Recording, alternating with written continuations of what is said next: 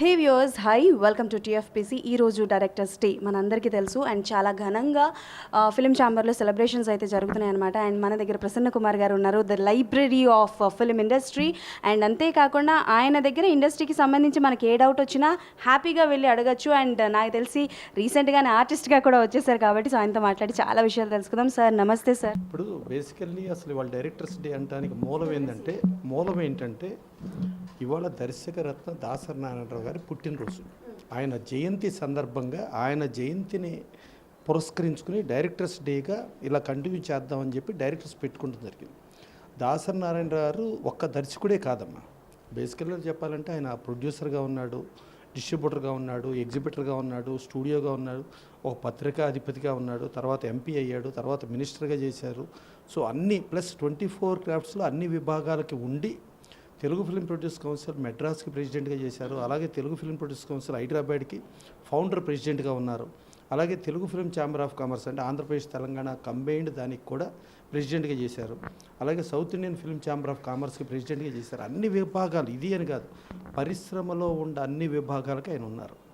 ఆయన ఉండి ఆయన ఎంతో పెద్ద పెద్ద సినిమాలు, సూపర్ హిట్లు, పెద్ద స్టార్ల సినిమాలు, ఒక మనుషులంతా ఒకటే చేసినా కూడా పక్కన నీడ అని చిన్న సినిమా, మనుషులంతా ఒకటే, అలాంటి పెద్ద పెద్ద సినిమాలు లక్షల రూపాయలు, కోట్ల రూపాయల బడ్జెట్లో చేయగలిగిన కేవలం వేలు లక్షల్లో అవ్వగలిగే నీడ సినిమా చేశారమ్మ.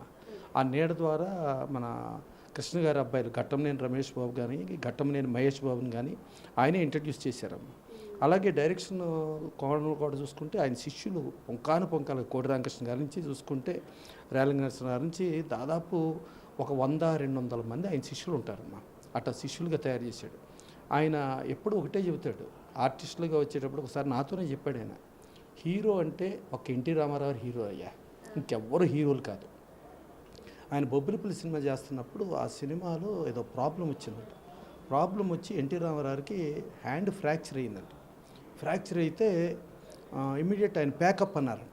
ప్యాకప్ అంటే ఏమంటే రామారావు నో, మూడ్ పోకూడదు, ముందు నా చెయ్యి ఇరగటం నా గొడవ తర్వాత చూసుకుందాం, ముందు షూటింగ్ చేయండి అని అంటే ఆ షూటింగ్ ఆ చెయ్యి ఇరిగిన దాని మీద కూడా ఆ డైలాగ్ కంటిన్యూ చేసి ఆ మూడ్ మిస్ అవ్వకుండా ఆ చేసిన తర్వాత అప్పుడు వెళ్ళి ఆయన ఇంగ్లీషు మొత్తం కట్టు, ఆ సిమెంట్ కట్టులాగా చేపించుకున్న తర్వాత మళ్ళీ పుత్తూరు వాళ్ళని పిలిచి ఆ సిమెంట్ కట్టు అంతా కట్ చేపించేసి ఆ అతికిచ్చింది మళ్ళీ ఇరగొట్టుకుని మళ్ళా కట్టి పుల్లలతో కట్టించుకుని ఆ దానితో కూడా ఆయన కంటిన్యూ షూటింగ్లు చేశారమ్మా. చాలా సినిమాలు అదే చేయితో కూడా షూటింగ్ చేశారు.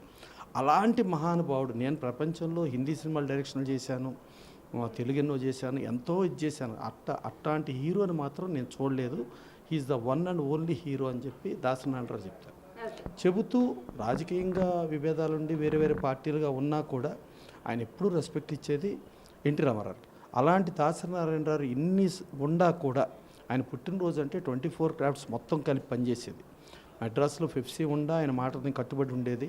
ఇండస్ట్రీలో ప్రతి ఒక్కళ్ళు ఆయన ఒకటి చెప్పారంటే ఆయన డెఫినెట్గా ఏంటంటే ఇండస్ట్రీలో ఏ సమస్య వచ్చినా ఒక లైట్ మ్యాన్ నుంచి ఒక బాయ్ కాడి నుంచి ఎవరైనా ప్లస్ బాగా ఎంతో టాప్ నెంబర్ 1 అయినా కూడా అందరికీ అందుబాటులో ఉండి అందరికీ మాట్లాడి ఇండస్ట్రీ సమస్యలను పరిష్కరించేవాడు. అలాంటి పరిష్కరించే దాసరి నారాయణరావు గారిని ఆయన జయంతి ఇవాళ ఆయన లేకపోయినా భౌతికంగా ఇవాళ చూసుకుంటే ఆయన మే 4 ఆయన పుట్టినరోజు అయితే ఇవాళ 2 సినిమాలు చిన్న సినిమాలు ఓపెన్ అయ్యి ఆయనకి ఆ 2 సినిమాలు కూడా ఆయన్ని పురస్కరించుకొని ఆయన చిన్న సినిమాలు చిన్నవాళ్ళు అంటే చాలా హై రెస్పెక్ట్లో ఉంటారు. అది అలాగే వాళ్ళ మే 4న ఒక డైరెక్టర్స్ డే అని చెప్పేసి పెద్ద ఈవెంట్ ఎల్బీ స్టేడియంలో చేద్దామని అనుకున్నారు. అలాగే రేపు 5వ తారీఖున దాసరి నారాయణరావు ఆడిటర్ లలిత కళా తోరణంలో శిల్పకళా వేదికలో చేస్తున్నారు, ఫంక్షన్ చేస్తున్నారు, దానికి అవార్డ్స్ ఇస్తున్నారు, దానికి అవార్డ్స్ ఒక కమిటీ అని చెప్పి చేస్తున్నారు. మొన్న 1వ తారీఖున రామసత్యనారాయణ వాళ్ళ టీము వాళ్ళు చేశారు. ఇట్లా దాసరి నారాయణరావు మీద అభిమానం ఉండాళ్ళు ప్రపంచవ్యాప్తంగా ఎవరెవరు ఎన్నైనా చేసుకుంటారు. ఆ చేసుకుంటూ ఆయన పుట్టినరోజును పురస్కరించుకొని డైరెక్టర్స్ డే అని చెప్పి చెప్పడం జరిగింది. డైరెక్టర్స్గా చూసుకుంటే మనకి 3 టాకీ సినిమాలమ్మా. టాకీ సినిమాల్లో నటించిన దర్శక నిర్మాత ఎవరు అని అంటే ఆలమర హిందీ సినిమాలో ఎల్వి ప్రసాద్ గారు నటించారమ్మా. అలాగే తమిళ్ తెలుగు బైలింగ్వల్ సినిమా కాళిదాసు, దాంట్లో ఆయన యాక్ట్ చేశారు. అలాగే మన తెలుగు భక్త ప్రహ్లాద హెచ్ఎం రెడ్డి గారిది, దాంట్లో ఆయన యాక్ట్ చేశారు. ఆయన డైరెక్టర్స్కి అంటే ఆయన చాలా మూల పురుషుడు ఎల్వి ప్రసాద్ గారు. ప్లస్ ఎన్టీ రామారావు గారిని అట్లా ఎంతోమందిని పరిచయం చేసిన గొప్ప ఇది ఎల్వి ప్రసాద్, అక్కినేని లక్ష్మీవరప్రసాద్ గారు. ఆయనే మళ్ళీ ప్రసాద్ స్టూడియోస్ అంటే ఒక సామాన్యుడికి వెళ్ళి ఒక థియేటర్లో గేట్మెన్గా ఉండి ఆ గేట్మెన్ నుంచి ఒక సంస్థానాన్ని స్థాపించి ఒక పరిశ్రమని సృష్టించిన గొప్ప వ్యక్తి ఎల్వి ప్రసాద్ గారు. ఇక దాని తర్వాత ఆయన శిష్యగణంలోంచి తర్వాత చూసుకుంటే కేవీ రెడ్డి గారు డైరెక్టర్గా ఉన్నారు. చాలామంది డైరెక్టర్ మహానుభావులు ఎంతోమంది ఉన్నారు. ఆ ఎంతోమంది మహానుభావుల నుంచి ఎన్టీ రామారావు దాసనారాయణ రాఘవేంద్రరావు కంటే 10 సంవత్సరాలకు ముందే డైరెక్షన్ చేశారు. ఆయన ఫస్ట్ సినిమాకి పేరేసుకోలే, రెండో సినిమాకి పేరేసుకోలే. ఫస్ట్ సినిమా సూపర్ హిట్ అమ్మ, అది సీతారాం కళ్యాణం. యాక్చువల్గా ఏంటంటే ముందు కేవీ రెడ్డి గారిని పెట్టి చేద్దాం అనుకున్నారు. కేవీ రెడ్డి గారు ఏంటంటే రాముడు అంటే రామారావు గారు చేయాలి, రావణాసురుడు అంటే ఎస్వి రంగారావు చేయాలి, నువ్వేంటి రాముడుగా ఎవరో కుర్రోని పెడతానంటున్నావు, నువ్వు రావణాసురుడిగా చేస్తానంటున్నావు, ఇది కరెక్ట్ కాదు పద్ధతి, ఇలా అంటే కాదు అని చెప్పానంటే అప్పుడు రామారావు దాంట్లో డైరెక్టర్ కార్డు లేకుండా సినిమా చేశారు. చేసి ఆ సినిమా సూపర్ హిట్. సరే, అది కేవీ రెడ్డి గారి ఫస్ట్ ప్రొజెక్షన్ వేస్తే నువ్వు ఎప్పుడు నన్ను గురువు అంటావు, ఇప్పుడు నాకు చూస్తుంటే నువ్వు గురువు కింద కనబడుతున్నావు. దర్శకుడు అని అంటే సృష్టికర్త ఫాలోయర్గా మారిపోతే ఏంటి అనేది నేను ఫాలోయర్ని అయిపోయా. నేనే సృష్టించాను, ఒక రామారావుని సృష్టించింది నేనే, ఒక రావణాసుడిని ఎస్వి రంగారావుని సృష్టించింది ఒక దర్శకుడు అనే విషయం నేను మర్చిపోయి నేను ఇలా అయిపోయాను. కానీ నువ్వు కాదు, దర్శకుడు సృష్టిస్తాడు అని మళ్ళా నువ్వు రావణాసుడిగా ఎన్టీ రామారావుని సృష్టించావు, ఒక కొత్త కుర్రాడు హర్నాథ్ గారిని తీసుకొచ్చి రాముడిగా సృష్టించావు, గీతాంజలి అనే ఆవిడని హీరోయిన్గా ఇంట్రడ్యూస్ చేసావు, సీతగా ఇంత చేసావని చెప్పి అది అయిపోయింది. రెండో సినిమా చేశారు, దానికి కూడా డైరెక్టర్ కార్డు లేదమ్మా, గులేబకావిడి కథ. ఇది అయిపోయిన తర్వాత అప్పట్లో మనకి ఈ దర్శకుల సంఘం లేదు, south Indian film directors association ఉంటే రామారావు గారు మనం ఏం చేయలేము, ఆయనే 24 క్రాఫ్ట్స్, ఆయనే ఇండస్ట్రీ, ఆయన ఏమీ చేయలేము. అందుకని ఆయనకి ఎవరన్నా బాగా పరిచయం ఉన్న వాళ్ళు అయితే బెటర్ అని చెప్తే పుల్లయ్య గారిని పంపించారమ్మా ఆయన దగ్గరికి. పంపించి డైరెక్టర్లు ఫీల్ అవుతున్నారు, పేరు లేకుండా ఇలా ఇబ్బంది పడుతున్నారంటే నేను అలా కాదు, ఒకరిని కించపరిచే ఉద్దేశం నాకు లేదు, కేవలం నా దృష్టిలో నేను ఎన్టీ రామారావు BA అంటే 3 సంవత్సరాలు పాస్ అయ్యి నేను అయిన తర్వాత నాకు BA డిగ్రీ వచ్చింది. ఇప్పుడు ఎన్టీ రామారావు BA అని వేసుకుంటున్నా. అలాగే 3 సినిమాలు నేను సూపర్ హిట్ కొట్టి ప్రజల దగ్గర పెద్ద హిట్ కొట్టిన తర్వాత నాకు దర్శకుడిగా అర్హత వస్తుంది, అప్పుడు దర్శకుడి డిగ్రీ నాకు వస్తుంది, అప్పుడు నేను దర్శకుడిగా వేసుకోవచ్చు అని చెప్పి అనుకున్నాను. సరే, మీరు ఏదో అవమానం ఫీల్ అవుతున్నారు కాబట్టి ఇప్పుడు 3వ సినిమా 90% అయిపోయింది. ఇప్పుడు ఈ సినిమాకి నేను పేరు వేసుకుంటా.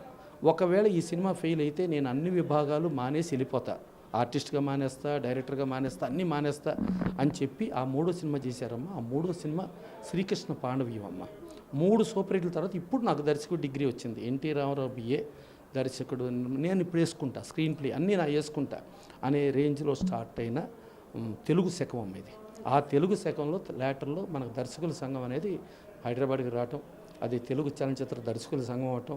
ఈ దర్శకుల సంఘం ఇవాళ దాసరి నారాయణరావు గారిని పురస్కరించుకొని మేడే చేయటం.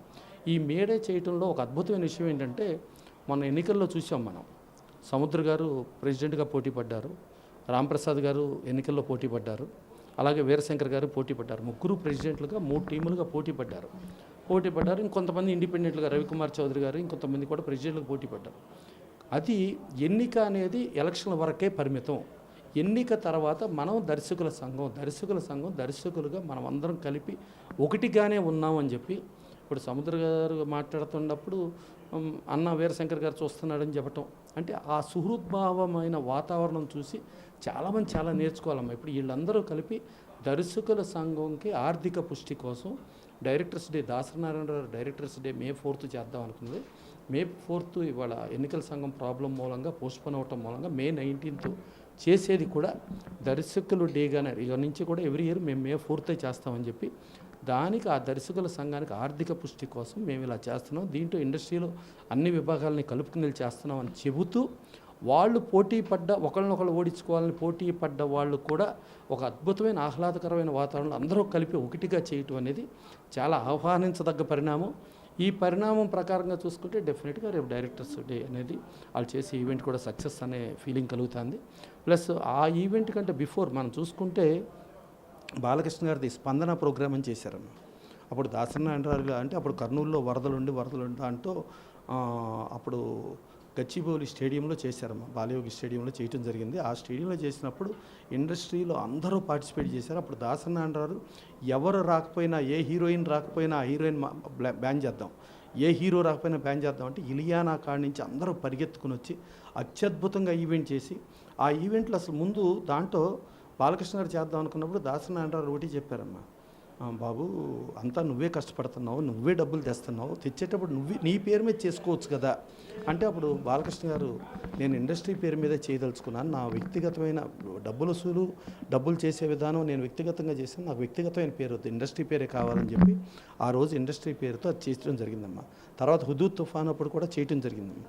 సో ఆ స్థాయిలో అవి తగ్గకుండా కూడా ఇప్పుడు రేపు డైరెక్టర్స్ డే ఉంటుందని మనస్ఫూర్తిగా కోరుకుంటూ దర్శకులకు ఇది మంచి ఆర్థిక పుష్టి కలుగుతుందని, ఈ దర్శకుల సంఘం ఈ చరిత్రల్ని ఒక లైబ్రరీగా పెట్టుకుని భవిష్యత్తు తరాలకు ఇవన్నీ తెలియజేస్తారని మనస్ఫూర్తిగా కోరుకుంటూ వీళ్ళందరూ పోటీ పడిన అందరూ కలిపి ఒకటే కుటుంబంగా ఉన్నదాన్ని ఆహ్వానించదగ్గ పరిణామంగా వీళ్ళని చూసి అన్ని ఆర్గనైజేషన్లు, అన్ని అసోసియేషన్లు, అన్ని పొలిటికల్ వ్యవస్థలు కూడా వీళ్ళని చూసి నేర్చుకోవాలని మనస్ఫూర్తిగా కోరుకుంటూ థ్యాంక్ యూ.